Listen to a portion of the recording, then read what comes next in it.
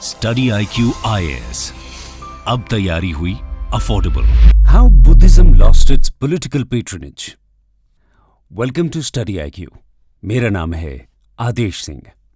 अगर हम भारतवर्ष का इतिहास पलटकर देखें तो हम पाएंगे कि दुनिया के सबसे पुराने धर्मों की उत्पत्ति यहीं पर हुई है। फिर चाहे वो सनातन हिंदू धर्म हो, जैनिज्म हो या फिर बुद्धिज्म, ये सभी इसी धरती पर साथ साथ पले बढ़े। एक विचार की तरह उत्पन्न हुए इन प्रकाश पुंजों ने धीरे धीरे अपना फैलाव बढ़ाया और अपने अनुयायियों के बीच धर्म का रूप ले लिया।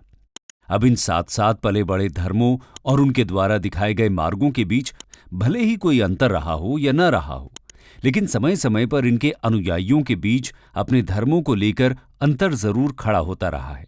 यही कारण है कि लोगों को जीवन जीने का मार्ग दिखाने वाले ये धर्म समय समय पर एक दूसरे के साथ परस्पर टकराव की स्थिति में खड़े होते रहे हैं। फिर चाहे वो हिंदुइज्म और बुद्धिज्म के बीच का टकराव रहा हो या फिर कालांतर में मिडिल ईस्ट से भारत आए इस्लाम और हिंदुइज्म के बीच का। हमें इतिहास में ऐसे बहुत से उदाहरण देखने को मिलेंगे और इसका भी सबसे बड़ा कारण इन धर्मों के अनुयायी ही रहे हैं, क्योंकि जिस समय भारत की मिट्टी पर इन धर्मों के विचार जनसाधारण के बीच फैल रहे थे, तब उस फैलाव को सुनिश्चित करने के लिए इनका राजनैतिक संरक्षण या पॉलिटिकल पेट्रनेज जरूरी था। ऐसे में ये समझना मुश्किल नहीं है कि जो सेक्युलरिज्म की डेफिनेशन हम 15th सेंचुरी के बाद के एनलाइटेंड वेस्टर्न वर्ल्ड में देखते हैं, जिसमें स्टेट और रिलीजन को हमेशा एक दूसरे से अलग अलग माना जाता रहा है, वो भारत पर लागू नहीं होती। यही कारण है कि भारत में रिलीजन और स्टेट हमेशा से एक दूसरे के पूरक रहे हैं, जिन्हें अगर इतिहास के नजरिए से देखा जाए तो शायद एक दूसरे से अलग रखना आसान नहीं है। इसलिए भारत के हजारों साल के इतिहास में जैसे जैसे इसकी सत्ता पर ताज बदले, वैसे वैसे उन राज्यों द्वारा संरक्षण प्राप्त धर्म भी बदला, क्योंकि इन राजाओं को अपने राज्य की आम जनता को संचालित करने और उन्हें एकजुट रखने के लिए धर्म की जरूरत थी।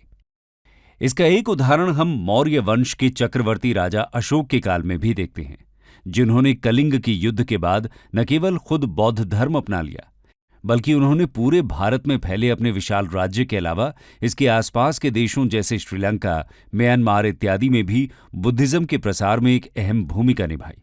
लेकिन इसके बाद क्या हुआ? क्या अशोक वो आखिरी राजा थे जिन्होंने बुद्धिज्म के फैलाव में अहम भूमिका निभाई?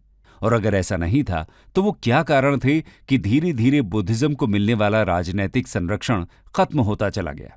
आइए आज हम फिर से इतिहास के कुछ पन्ने पलटते हैं और अपने इस वीडियो में इसी गुत्थी को सुलझाने का प्रयास करते हैं।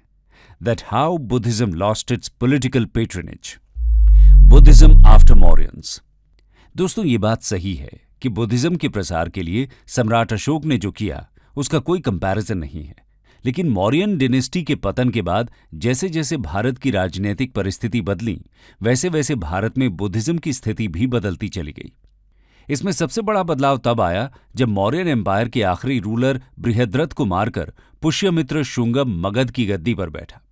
पुष्यमित्र द्वारा स्थापित की गई शुंग डिनेस्टी भारत की पहली ब्राह्मण डिनेस्टी थी, जिसने भारत में फिर से हिंदुइज्म और खासतौर पर ब्राह्मणिज्म को बढ़ाने का काम किया। यही नहीं, पुष्यमित्र शुंग के बारे में बुद्धिस्ट स्क्रिप्चर्स जैसे दिव्यावादना, अशोकवादना और टिबेटन हिस्टोरियन तरनाथा ने अपने अकाउंट में लिखा है कि न केवल पुष्यमित्र ने भारत में हिंदुइज्म के योगदान और एनिमल सैक्रिफाइस जैसे ब्राह्मणिकल एस्पेक्ट्स को प्रमोट किया, बल्कि मैस स्केल पर बुद्धिज्म का प्रोसिक्यूशन भी किया।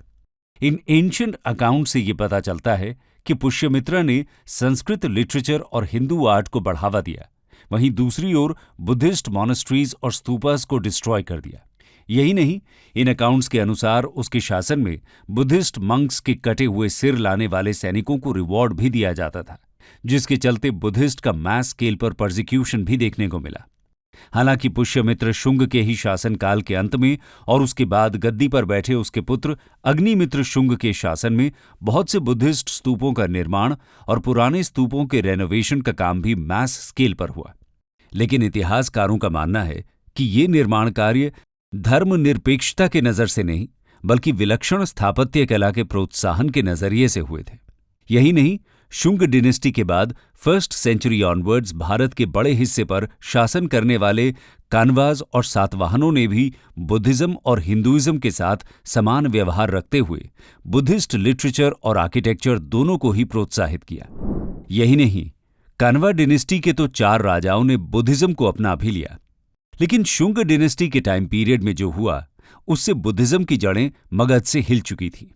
यही कारण था कि बुद्धिज्म, जो कभी उस समय मगध कहलाने वाले बिहार और सदर्न नेपाल रीजन में सुदृढ़ था और वहीं से पूरे इंडियन सबकॉन्टिनेंट में फैल रहा था, वो मगध में ही कमजोर पड़ने लगा। इसी के चलते बुद्धिस्ट मंक्स और उनके फॉलोअर्स का नॉर्थ वेस्ट इंडिया के कश्मीर, गांधार और बैक्ट्रिया की ओर मास स्केल पर एक्सोडस शुरू हो गया। इसी बीच भारतवर्ष में एक और सशक्त डेनेस्टी ने अपने पैर जमाए, जो थी गुप्ता डेनेस्टी, जिसके काल को भारतीय स्थापत्य कला का गोल्डन पीरियड भी कहा जाता है। उन्होंने हिंदू आर्किटेक्चर और लिटरेचर के साथ साथ बुद्धिस्ट आर्किटेक्चर और लिटरेचर की ओर भी विशेष ध्यान दिया।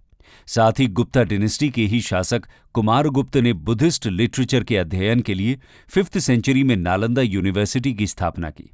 ऐसे ही कालांतर में 7th सेंचुरी में बंगाल के पाल रूलर धर्मपाल ने बुद्धिज्म के अध्ययन के लिए विक्रमशिला यूनिवर्सिटी को स्थापित किया।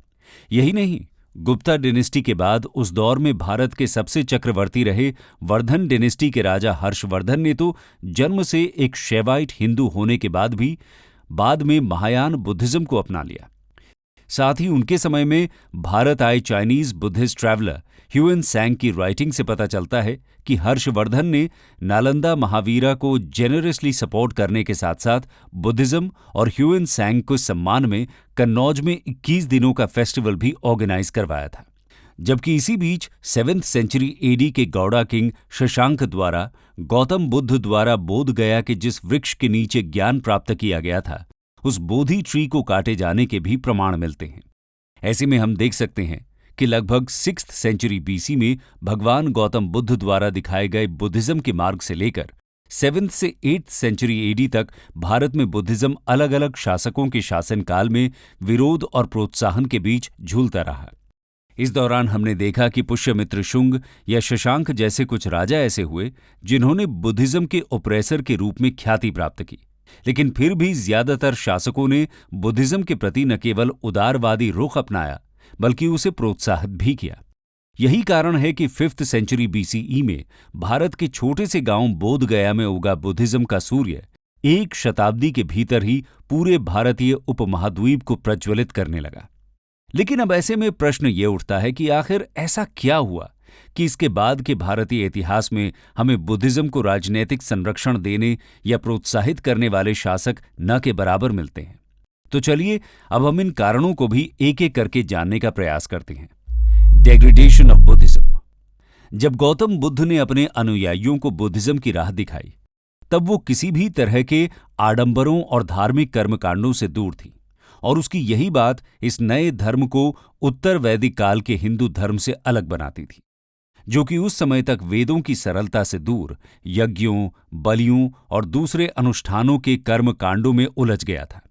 लेकिन धीरे धीरे जैसे जैसे समय बीता, बुद्धिज्म भी अपनी सरलता को छोड़ कर्म कांडों में उलझ गया, जिसकी वजह से गुप्त राजवंश का काल आते आते न केवल बुद्धिज्म अलग अलग शाखाओं में बंट गया, बल्कि उसकी महायान बुद्धिज्म की शाखा ने काफी रिचुअलिस्टिक अप्रोच भी अपना ली थी।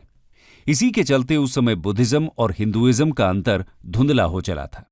यही नहीं, जहां एक ओर बुद्ध ने अपने सारे टीचिंग्स जनसाधारण की भाषा पाली में दिए थे, वहीं धीरे धीरे बुद्धिस्ट लिटरेचर पाली और प्राकृत जैसे कॉमन लैंग्वेज को छोड़कर ऑर्थोडॉक्स हिंदू लिटरेचर की देखा-देखी संस्कृत की ओर मुड़ गई थी, जिस वजह से बुद्धिज्म और कॉमन पीपल के बीच का लिंक भी टूटता जा रहा था।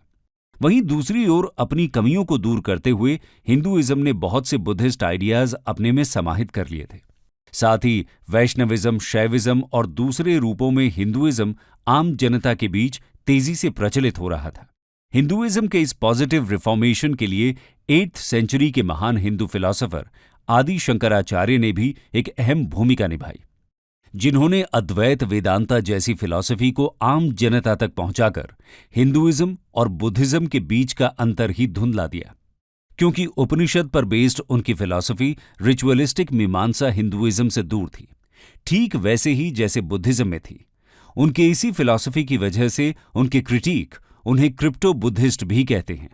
लेकिन इस सब के बीच हिंदुइज्म में आ रहे पॉजिटिव चेंज और बुद्धिज्म में होते डेग्रेडेशन ने बुद्धिज्म के लिए जनता पर और उस जनता पर राज करने वाले शासकों के बीच अपनी पकड़ बनाए रख पाना मुश्किल हो गया था। लेकिन ये वो अकेला कारण नहीं था जिसने बुद्धिज्म को पॉलिटिकल पेट्रनेज से दूर कर दिया। तो चलिए अब हम अपने अगले कारण की तरफ बढ़ते हैं, परसिक्यूशन ऑफ बुद्धिज्म। अभी तक जैसे हमने आपको बताया कि मौर्यन डिनेस्टी के विघटन के बाद बहुत से हिंदू शासकों ने समाज में ब्राह्मणिज्म को बढ़ाने और बुद्धिज्म को ओप्रेस करने के उद्देश्य से इनका सिस्टमैटिक परसिक्यूशन किया। लेकिन ऐसा करने वाले वो अकेले नहीं थे, बल्कि जैसा हमने आपको बताया कि पुष्यमित्र शुंग के दमन से बचकर जहां एक और बुद्धिस्ट मगध छोड़कर कश्मीर, गांधार और बैक्ट्रिया में बस रहे थे, वहीं दूसरी ओर उन पर हुण आक्रमणों का खतरा भी मंडरा रहा था। इसी सिलसिले में 6th सेंचुरी में हुण रूलर मिहिर कुल, जो कि भारतीय उपमहाद्वीप के नॉर्थ वेस्टर्न रीजन यानी मॉडर्न अफगानिस्तान, पाकिस्तान और नॉर्थ इंडिया में शासन करता था, उसने भी बुद्धिज्म को सप्रेस करने में कोई कसर नहीं छोड़ी। बल्कि 5th से 8th सेंचुरी के बीच के फेमस चाइनीज स्कॉलर्स जैसे फायान, शुआनजांग, यी जिन, वेशेंग और सन युंग के अकाउंट से ये पता चलता है कि हुण ने नॉर्थ वेस्ट इंडियन सबकॉन्टिनेंट में ही नहीं बल्कि आज के प्रयागराज तक आक्रमण करके बुद्धिस्ट मॉनेस्ट्रीज और स्तूपों को तोड़ा, जिससे भारत में पहले से कमजोर हो चुके बुद्धिज्म की कमर टूट गई। वहीं इनके बाद आने वाले तुर्क मुस्लिम रूलर्स भी इंडियन सबकॉन्टिनेंट के नॉर्थ वेस्ट से ही आए थे, जिनका इंडियन सबकॉन्टिनेंट से होने वाले कांटेक्ट में सबसे पहला कल्चरल डिफरेंस बुद्धिस्ट के रूप में ही हुआ। और ये समय वो था जब बुद्धिज्म गौतम बुद्ध के दिखाए हुए मार्ग से काफी अलग हटकर महायान मार्ग की ओर प्रबलता से बढ़ चुका था और इसमें मूर्ति पूजा आम थी। जब ये मुस्लिम इंट्रूडर्स सबसे पहले भारत में दाखिल हुए तो उन्होंने गांधार और आसपास के क्षेत्रों में बड़े बड़े बुद्धिस्ट आइडल्स और स्ट्रक्चर्स देखे। यही कारण है कि उर्दू फारसी भाषा में आइडल या मूर्ति के लिए प्रयुक्त होने वाला शब्द ही बुद्ध है। ऐसे में हम देख सकते हैं कि एक के बाद एक बुद्धिज्म को अलग अलग कल्चर से होने वाले परसिक्यूशन का सामना करना पड़ा, जिसने इसे इंडियन सबकॉन्टिनेंट में और भी ज्यादा वीक बना दिया। लेकिन क्षीण होते बुद्धिज्म के बीच कोई और भी था जो मजबूत हो रहा था। तो चलिए अब हम इसके बारे में भी जान लेते हैं। Rise of Brahmanism. दोस्तों, जहां एक ओर बुद्धिज्म हर गुजरती सदी के साथ कमजोर होता जा रहा था, वहीं दूसरी ओर हिंदुइज्म और खासतौर पर ब्राह्मणिज्म अपनी पकड़ मजबूत करता जा रहा था, जिसकी पहली झलक यूं तो शुंग डिनेस्टी में देखने को मिलने लगी, लेकिन उसका पहला प्रमाण गुप्ता डिनेस्टी के दौरान देखने को मिला, जहां परंपरागत रूप से शासक वर्ग माने जाने वाले क्षत्रियों की जगह वैश्यों ने देश के बड़े भूभाग पर अपनी सत्ता स्थापित की। ऐसे में उन्हें शासन चलाने के लिए ब्राह्मणों की जरूरत थी, जो न केवल परंपरागत हिंदू नियमों और अर्थशास्त्र जैसे राजनैतिक सिद्धांतों से भली भांति परिचित थे, बल्कि अपने धार्मिक कर्मकांडों और सामाजिक वर्चस्व के बल पर नॉन क्षत्रिय गुप्त राजवंश को स्थापित करने में समुचित सहयोग करने में भी सक्षम थे। ऐसे में जहां एक ओर जनता के बीच हिंदुइज्म फिर से लोकप्रिय होता जा रहा था, वहीं दूसरी ओर रूलर क्लास भी ब्राह्मणिज्म की ओर बढ़ने लगी। यही कारण है कि धीरे धीरे रॉयल पेट्रनेज बुद्धिज्म की बजाय छिटककर ब्राह्मणों और हिंदुइज्म की ओर बढ़ गया। इसका एक बड़ा कारण बुद्धिज्म का इन्नेट स्ट्रक्चर भी था, जो आमतौर पर वैराग्य का रास्ता सुझाता था, जिसका पालन करना आम जनता के लिए आसान नहीं था। इसके अलावा जहां एक ओर हिंदुइज्म के धर्म धुरंधर स्टेट क्राफ्ट और एडमिनिस्ट्रेशन में active interest and necessary inputs provide करते थे, वहीं दूसरी ओर बुद्धिज्म के सिरमौर मॉनेस्ट्रीज और रिलीजियस टीचिंग्स तक ही सीमित थे। ऐसे में बदलते समय के अनुसार पॉलिटिकल पेट्रनेज का ये शिफ्ट समझना मुश्किल नहीं है। लेकिन इसी सब के बीच एक शिफ्ट और देखने को मिल रहा था। तो क्या था वो शिफ्ट, आइए जानते हैं। Rise of smaller states. दोस्तों, अगर हम भारत के राजनीतिक इतिहास के पन्ने पलटें तो हम पाएंगे कि लगभग गुप्ता डिनेस्टी के विघटन के बाद से ही भारत में छोटे छोटे स्थानीय राज्यों का निर्माण शुरू हो गया था, जिन्हें लंबे समय तक कोई एकजुट नहीं कर पाया। भारत का इन छोटे राज्यों में विघटित होना भी बुद्धिज्म के पॉलिटिकल पेट्रनेज के लिए घातक सिद्ध हुआ, क्योंकि अब कोई भी राज्य इकोनॉमिकली या एडमिनिस्ट्रेशन के मामले में इतना मजबूत नहीं था कि धर्म के प्रचार पर अपना ध्यान केंद्रित रख सके। यही कारण है कि इसके बाद बुद्धिज्म को प्रमोट और स्पॉन्सर करने वाले राज्य कुछ ही थे, जिनमें से एक था बंगाल का पालवंश, जिसके राजा धर्मपाल के बारे में हम आपको पहले ही बता चुके हैं। लेकिन 12वीं सेंचुरी में पाल डायनेस्टी के विघटन के बाद भारतीय उपमहाद्वीप पर बुद्धिज्म को मिलने वाला राजनैतिक संरक्षण भी लगभग खत्म हो गया। बुद्धिज्म अहिंसा यानी नॉन वायलेंस पर जोर देता है। ये भी एक अहम कारण था उसे पॉलिटिकल पेट्रनेज न मिल पाने का, क्योंकि एक स्ट्रांग और स्टेबल रूलर ही नॉन वायलेंस की पॉलिसी फॉलो कर सकता है, जैसे कि सम्राट अशोक ने किया। लेकिन जब राजनीतिक परिस्थिति कठिन हो जाती है और राज्यों में आपस में अपने अपने वर्चस्व को स्थापित करने के लिए युद्ध का माहौल परस्पर बना रहता है, तभी ऐसे में शासकों के लिए बुद्धिज्म को पेट्रनेज देना प्रैक्टिकल नहीं था। इसीलिए हम देखते हैं कि जैसे जैसे भारत में छोटे छोटे राज्यों का विकास हुआ, वैसे वैसे बुद्धिज्म को पॉलिटिकल पेट्रनेज मिलना भी समाप्त होने लगा। जबकि इसी दौरान मिडिल ईस्ट में आने वाले मुस्लिम इंट्रूडर्स के खतरे के बीच भारतीय राज्यों और उनके शासकों की प्रायोरिटीज भी बदल चुकी थी। कंक्लूजन। अब तक शायद आप भी समझ ही गए होंगे कि हमने ऐसा क्यों कहा था कि भारत में रिलीजन और स्टेट हमेशा से एक दूसरे के पूरक रहे, जिन्हें एक दूसरे से अलग रखना लगभग नामुमकिन रहा है। समय के साथ जैसे जैसे राज्यों की परिस्थितियां बदलीं, वैसे वैसे उनके द्वारा धर्म को मिलने वाला संरक्षण भी बदलता चला गया। सम्राट अशोक के समय में जहां बुद्धिज्म उनके विशाल राज्य में शांति और समृद्धि को प्रोत्साहित करने में सहायक था, तो उसे संरक्षण देना राजनैतिक रूप से लाभकारी सिद्ध हुआ। वहीं जब बात राज्य विस्तार के लिए युद्ध और संग्राम की आ गई, तो बुद्धिज्म की जगह राजाओं ने हिंदुइज्म को संरक्षण देना ज्यादा बेहतर समझा। यानी किस धर्म को राजा द्वारा संरक्षण प्राप्त होगा, ये राजा के खुद के बिलीफ से ज्यादा राजनैतिक परिस्थितियों पर निर्भर करता रहा है। आपकी इस बारे में क्या राय है? कि आपको भी लगता है कि भारत में धर्म और राजनीति कभी अलग नहीं रहे? अपने विचार हमारे साथ कमेंट सेक्शन में जरूर शेयर करें। स्टडी IQ IAS, अब तैयारी हुई अफोर्डेबल।